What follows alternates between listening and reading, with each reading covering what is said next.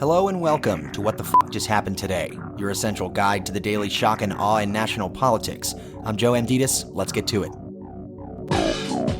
It's Monday, November 13th, 2023. Welcome to day 1028. With just 4 days until a government shutdown, House Republicans, Democrats, and the White House have all panned and rejected House Speaker Mike Johnson's complex two-tiered plan to temporarily fund the government. At least half a dozen Republican members oppose the funding measure, enough to sink the bill without Democratic support. The plan would extend funding for some parts of the government through January 19th and others through February 2nd. Republicans have demanded immediate spending cuts or changes to immigration law as a condition for their support.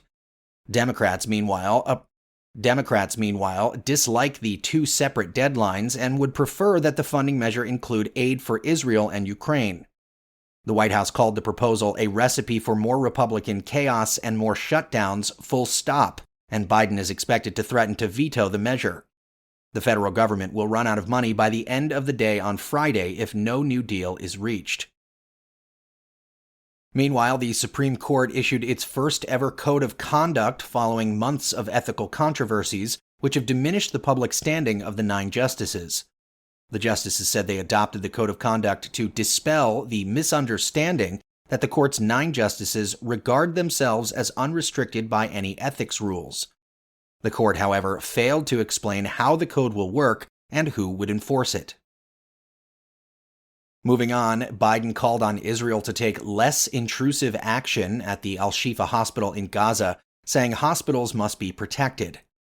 Israeli forces have surrounded Gaza's largest hospital with tanks, which has been without electricity and water for 3 days. Meanwhile, the World Health Organization said continuous gunfire, shelling, and airstrikes near Al-Shifa hospital has created a dire and perilous situation for the roughly 600 patients still inside, saying it is not functioning as a hospital anymore. Gazan health officials called Al-Shifa a circle of death, containing more than 100 decomposing bodies because there's no way to preserve or remove them. Several newborns have also died, and at least 35 babies born prematurely face possible death at any moment.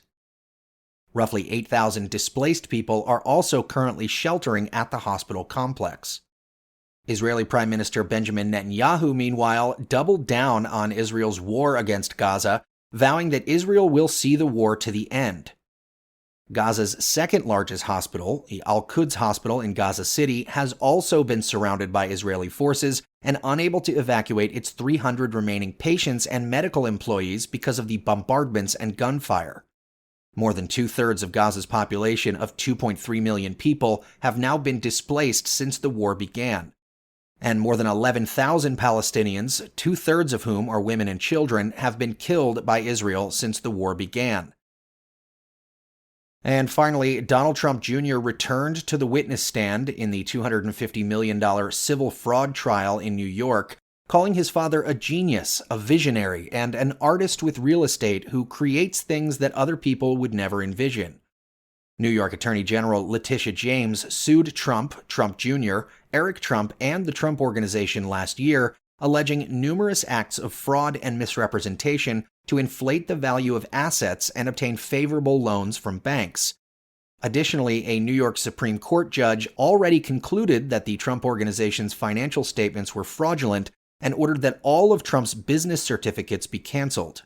The trial is largely intended to determine the punishment that the judge will impose. That's all for now. You can find the links and sources for all of these stories on the main website. And as always, visit whatthefjusthappenedtoday.com for the latest news and headlines. Until next time, I'm Joe Amditis.